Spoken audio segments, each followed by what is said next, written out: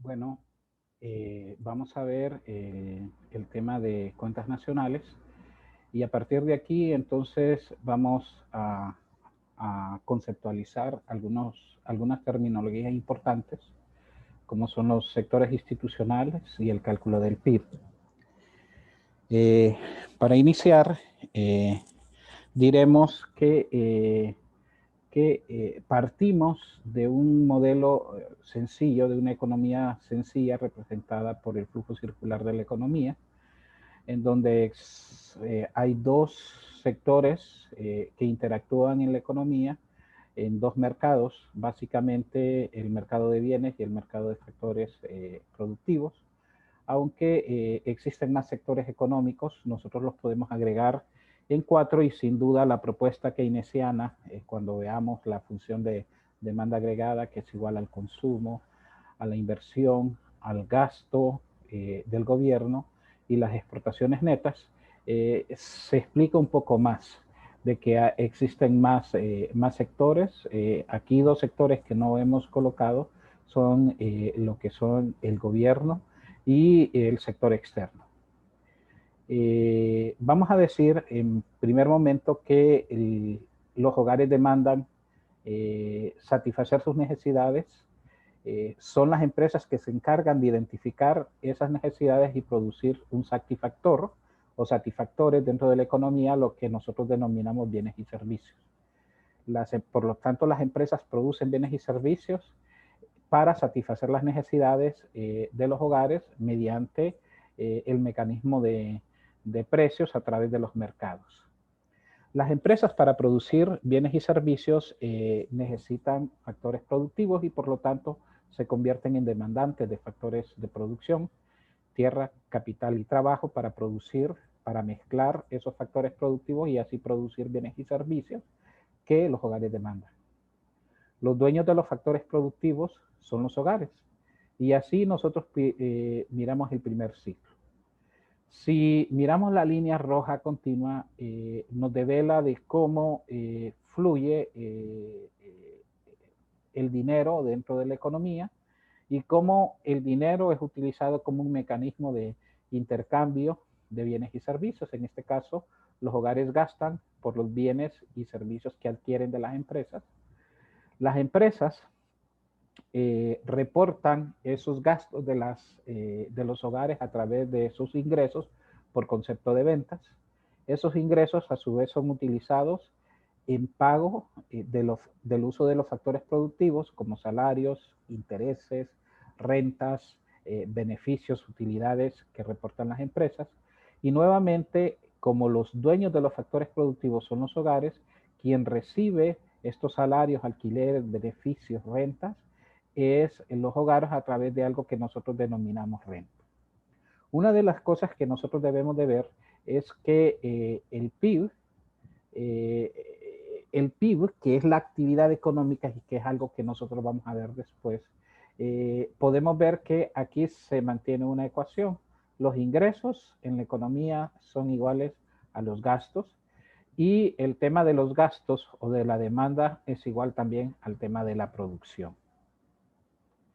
Si nosotros miramos realmente cuáles son los cuatro sectores en que se concentra desde el punto de vista macroeconómico, son las familias y hogares a través del consumo, son las empresas a través del sector privado y las empresas usualmente hacen inversión en bienes de capital para producir bienes y servicios. Es el mismo gobierno que es representado por el sector público y el resto del mundo representado por el sector externo. En este esquema nosotros podemos ver que existen un flujo circular de los cuatro sectores, incluyendo ya los dos sectores que no habíamos incluido. Recuerden que en economías de mercado, usualmente, todos los sectores económicos interactúan en los diferentes mercados, en los mercados de bienes y servicios, en los mercados de activos financieros, en el mercado de trabajos y en el mismo mercado de dinero. Lo que realizan estos sectores económicos son actividades económicas. Las actividades económicas es el proceso mediante el cual se generan productos, bienes y servicios para suplir las necesidades. A esto también nosotros le denominamos hecho económico, ¿verdad? Que los hechos económicos son todas aquellas actividades o grupos de actividades o actuar que hace la misma sociedad para satisfacer las necesidades utilizando los factores productivos. En este caso, nosotros tenemos como actividades esenciales la extracción, la transformación, la distribución o el comercio de los recursos, de los bienes y servicios para satisfacer las necesidades. Los sectores institucionales nosotros los podemos agrupar en 5 grandes grupos. Estos son las sociedades no financieras. Cuando nosotros hablamos de sociedades no financieras, nos referimos a las empresas comerciales que producen bienes y servicios y cuya finalidad es el beneficio, es la utilidad, es la riqueza, es generar ganancia. Las sociedades financieras, en donde nosotros podemos agrupar aquellas unidades o entidades económicas que están ligadas a la intermediación financiera, a la compra y venta de activos financieros. Como tercer sector institucional de importancia tenemos el gobierno general.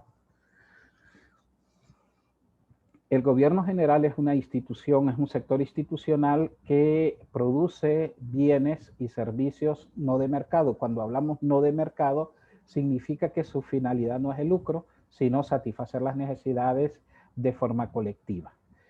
Por lo tanto, el papel del gobierno, a través de su intervención en la economía, por medio de los gastos y por medio de los impuestos o políticas de impuestos, influyen en el equilibrio de la economía de forma general. Como cuarto sector tenemos a los hogares. En este caso, son un grupo de personas que comparten ingresos y gastos. A esto se le llama olla común porque tienen un gasto único en la casa bajo una misma lógica de satisfacer las necesidades del hogar. Y las instituciones sin fin de lucro, que son aquellas instituciones encargadas de proveer bienes y servicios no de mercado a los hogares que no puede satisfacer ni la empresa privada a través de las sociedades no financieras, ni el mismo gobierno a través del gobierno general. Todas estas actividades que realizan estas unidades institucionales o sectores institucionales se contabilizan a través de un sistema de cuentas nacionales. El sistema de cuentas nacionales nos permite registrar las actividades económicas que realizan estas instituciones y ver o poder medir el desempeño de la economía a través de indicadores de ingresos, de gastos, de producción, entre otros. Dentro del sistema de cuentas nacionales, nosotros registramos o podemos registrar esas transacciones, esas actividades a través de 3 cuentas diferentes: la cuenta corriente, la cuenta de acumulación y la cuenta de balance general. En la cuenta corriente, pues registramos todo aquello relacionado a la producción, a la distribución, a la redistribución y utilización de ingresos y ahorros. En la cuenta de acumulación se destina a registrar todas las variaciones de activos y pasivos y valor neto patrimonial. Y en las cuentas de balance registramos el total de activos y pasivos de los sectores institucionales. Dentro de la cuenta corriente hay una cuenta que es muy importante. En este caso, nosotros tenemos la cuenta de producción y en la cuenta de producción nosotros registramos esencialmente el valor bruto de producción. ¿Qué es el valor bruto de producción? Pues es la valoración de la producción en las puertas de la fábrica por parte del empresario, en donde incluye los costos de producción más la ganancia que el productor prevé tener. El consumo intermedio, que es el gasto que las empresas realizan para producir los bienes y servicios en los insumos que están utilizando, en los factores que están utilizando, y la diferencia del valor bruto de producción menos el consumo intermedio es lo que nosotros denominamos valor agregado o ganancias que obtienen las instituciones, los sectores institucionales o las unidades institucionales. Eso es la ganancia o el extra que se puede obtener a través de los procesos de producción. Ahora, uno de los elementos que nosotros debemos de considerar es qué es el PIB. El PIB, según la definición, es el valor o el Producto Interno Bruto, es el valor de mercado de todos los bienes y servicios finales producidos en un país o en una región determinada durante un periodo determinado de tiempo. Si nosotros descomponemos, el PIB es un valor numérico, es un resumen de cuánto se ha generado en el país y se contabiliza a través de cuántos lempiras hemos sido capaces nosotros de generar a través de una simple valoración de la producción de bienes y servicios. Precio por cantidad, valor es igual a precio por cantidad. Y una de las cosas esenciales que nosotros debemos de ver en la definición es que no se contabilizan bienes intermedios, sino que solo bienes finales. Y el tema de compra y venta de artículos usados, como casas, carros, qué sé yo, otro tipo de artículos que ya sean de segunda mano no son contabilizados en el PIB anual o en el PIB de cada periodo. Solo aquellas cosas producidas, bienes y servicios finales producidos en el país durante un periodo determinado. La otra es que nos define una área geográfica determinada.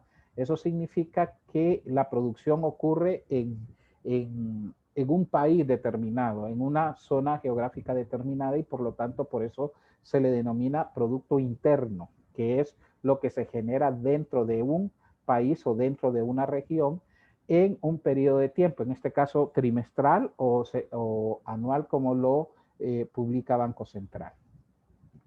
El PIB lo podemos medir a través de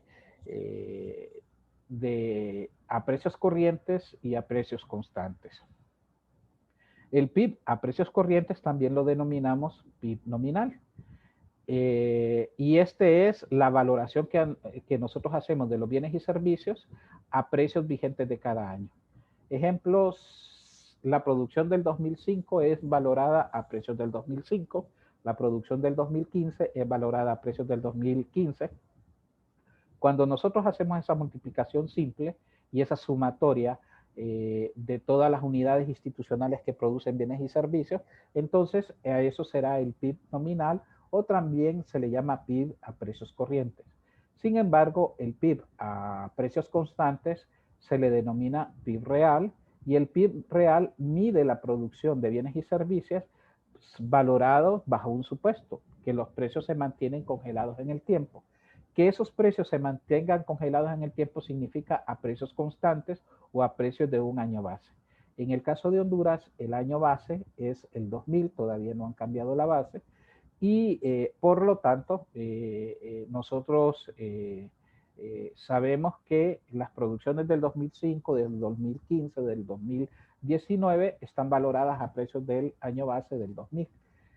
Creo que Banco Central, el año base que va a colocar ahorita va a ser el 2017-2018. Por ahí anda el periodo base en el cual están haciendo los ajustes de las nuevas cuentas nacionales. Aquí tenemos una serie históricas del 2000, según Banco Central, al 2010, y tenemos el PIB a precios constantes y el PIB a precios reales, y podemos ver que hay una diferencia entre el PIB nominal, exceptuando el año base, que son iguales, pero de ahí el PIB nominal y el PIB real son diferentes. ¿Por qué usualmente el PIB real es menor que el PIB nominal? Esto es explicado por efectos inflacionarios, mientras que el PIB nominal, además de contener la variación en producción, también contiene la variación en los precios. El PIB real elimina la variación de los precios, asumiendo que los precios son constantes en el tiempo y por lo tanto cualquier variación, o sea, variación significa cambio de valor de 106.000 a 109.000, a 113.000, a 118.000 y así sucesivamente. ¿Por qué cambia? Esto está cambiando precisamente porque está cambiando la producción, porque nosotros asumimos acá en el PIB real que no existe variación en los precios y por lo tanto el mejor indicador que nos explica a nosotros la producción o la variación en la producción, el crecimiento económico es el PIB real y no el PIB nominal.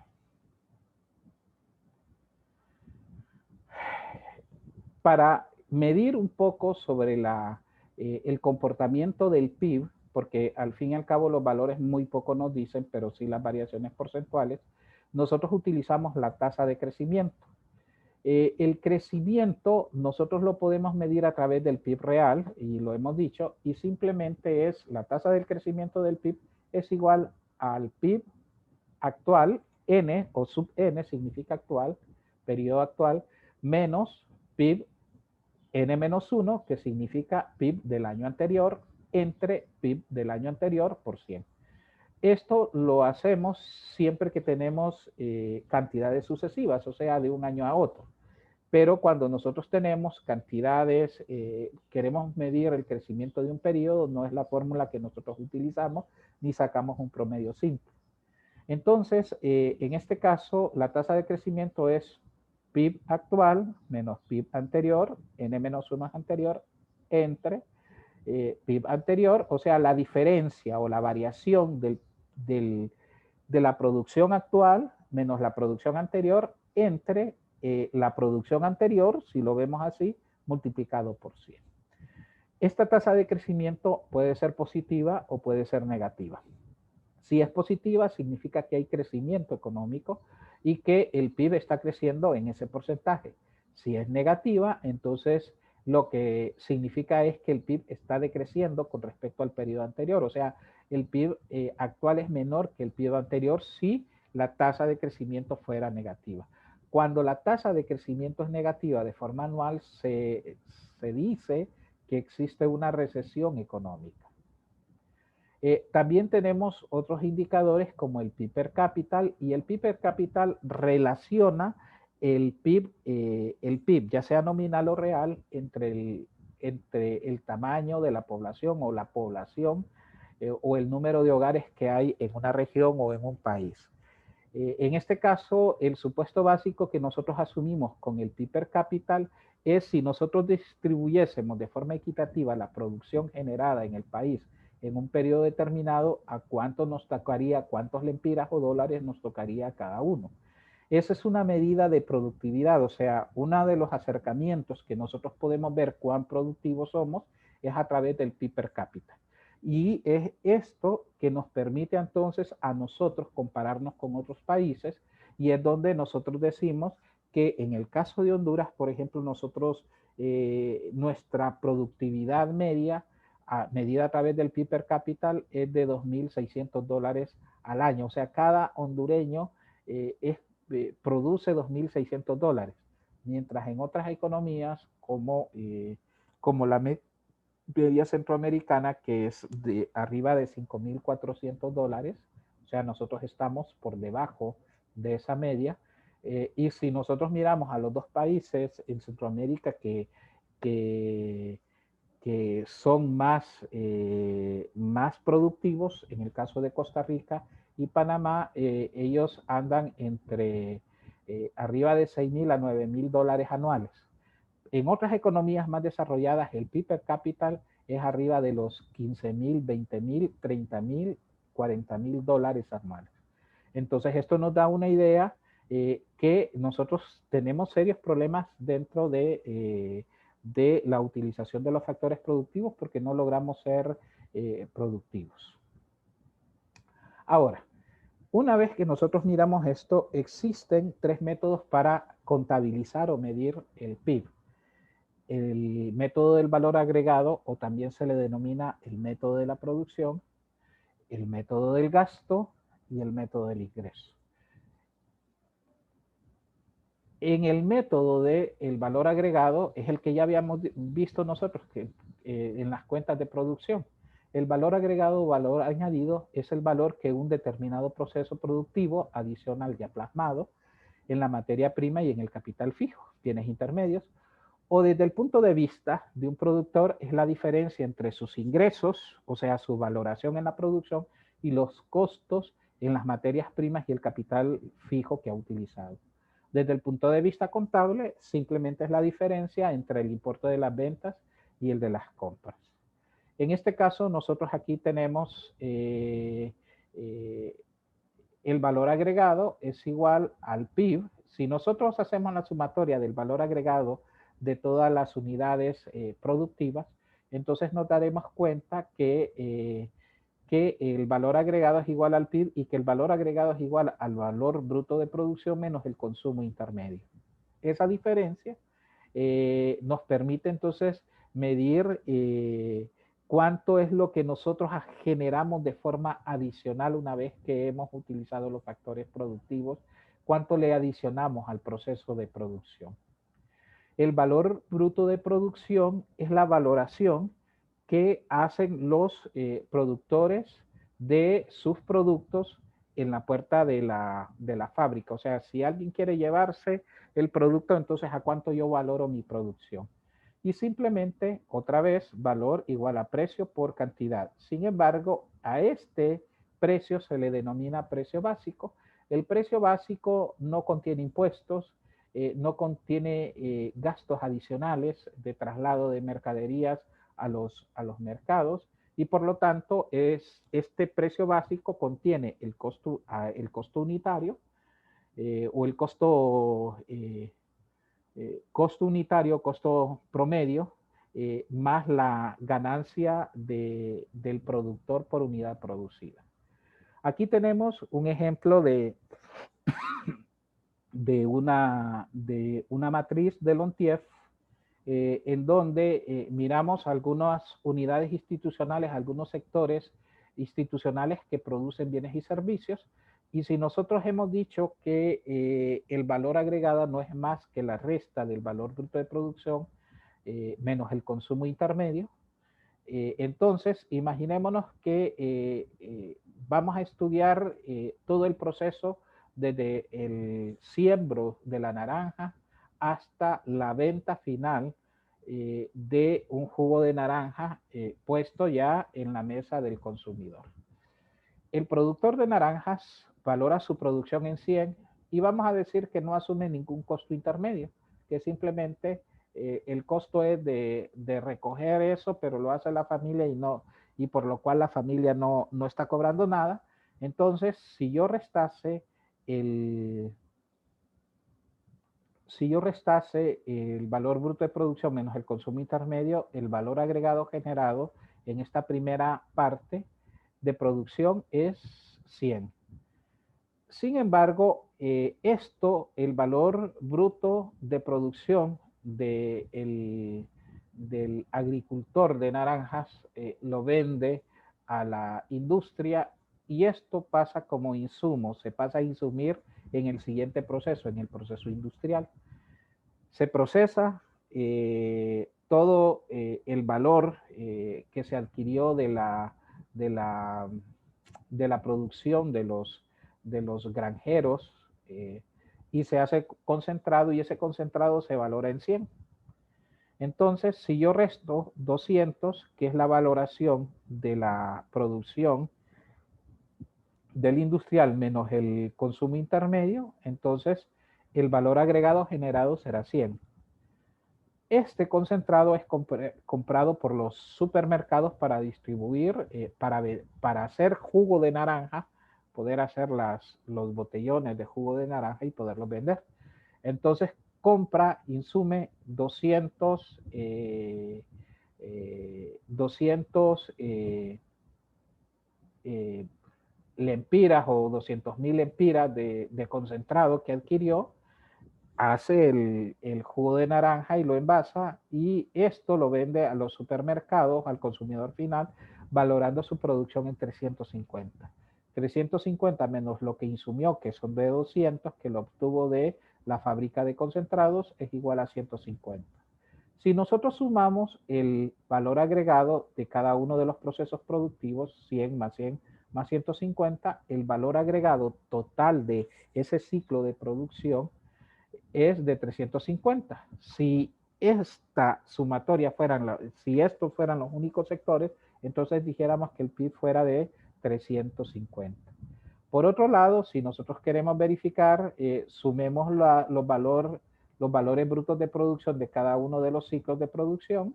100 más 200 más 350 es igual a 650, y lo que insumen, 0 más 100 más 200, que es igual a 300, y de nuevo, valor bruto en producción menos consumo intermedio es igual a 350.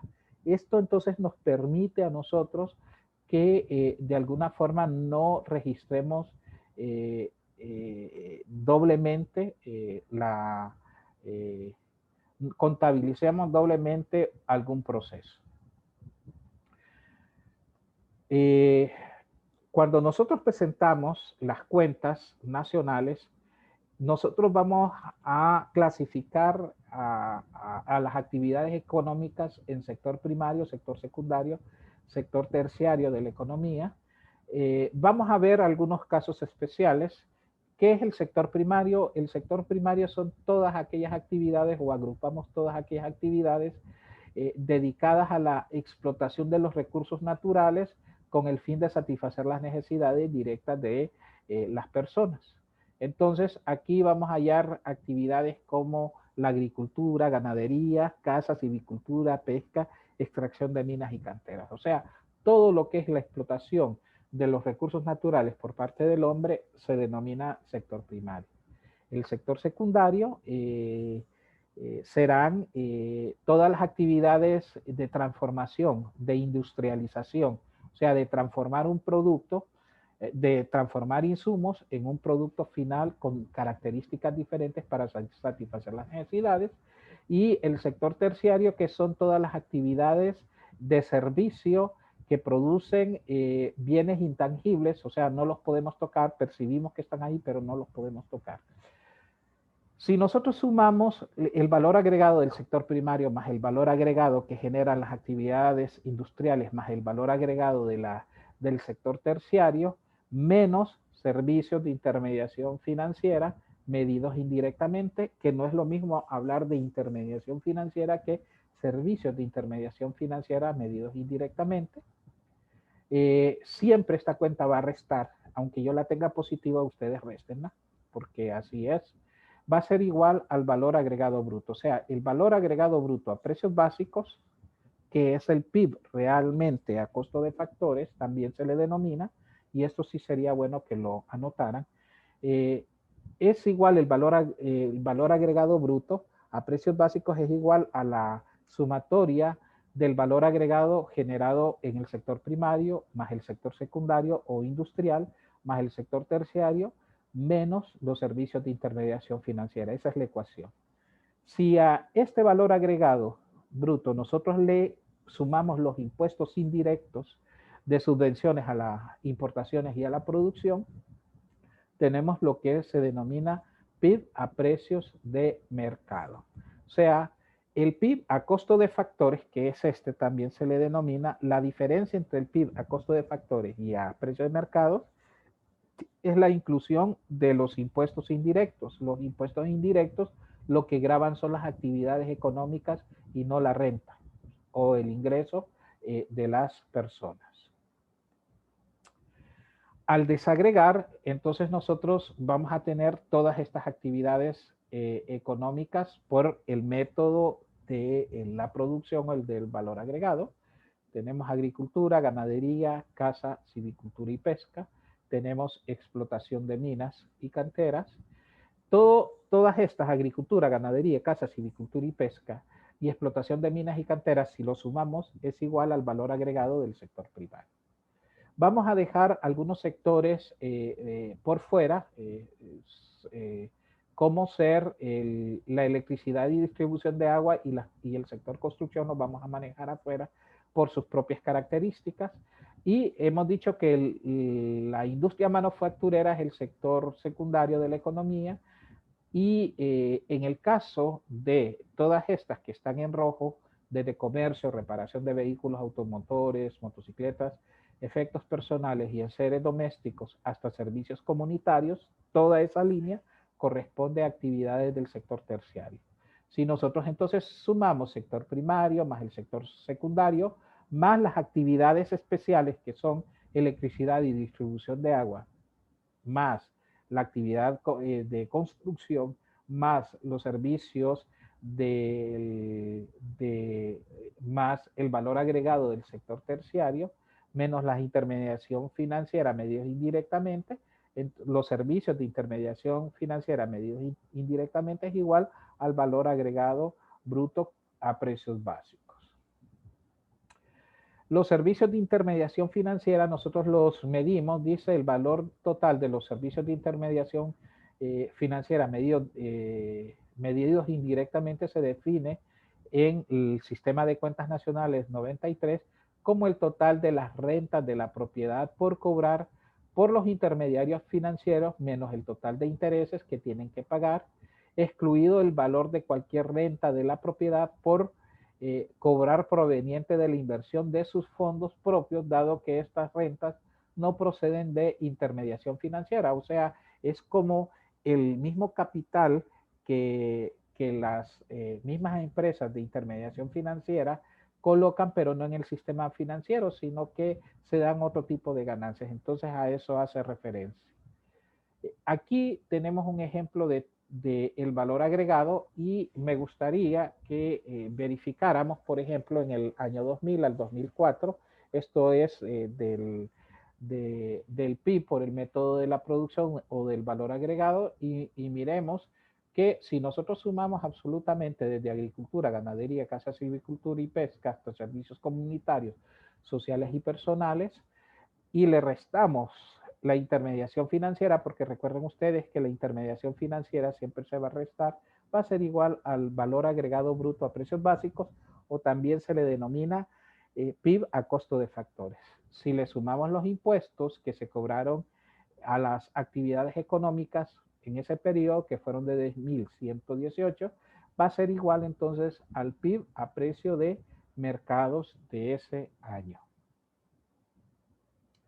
Por otro lado, ¿cuáles son las cuentas de los impuestos indirectos? Cuando nosotros hablamos de impuestos, realmente la cuenta se denomina impuestos netos de subvenciones sobre la producción y las importaciones. En este caso, los impuestos que nosotros sumamos ahí son los impuestos sobre la venta, 12 y 15%. 12% porque recuerden ustedes que hubo una reforma en donde pasamos los impuestos de un periodo a otro de 12 a 15%, entonces esto se refleja porque son series históricas. Impuestos de derechos sobre importaciones, el tema de aranceles, impuestos a los productos, utilidades netas de las empresas públicas, impuestos gobiernos locales, ahorro gobiernos locales y subvenciones a los productos. Entonces la sumatoria de eso es exactamente ese renglón de cuentas de impuestos indirectos que nosotros tenemos.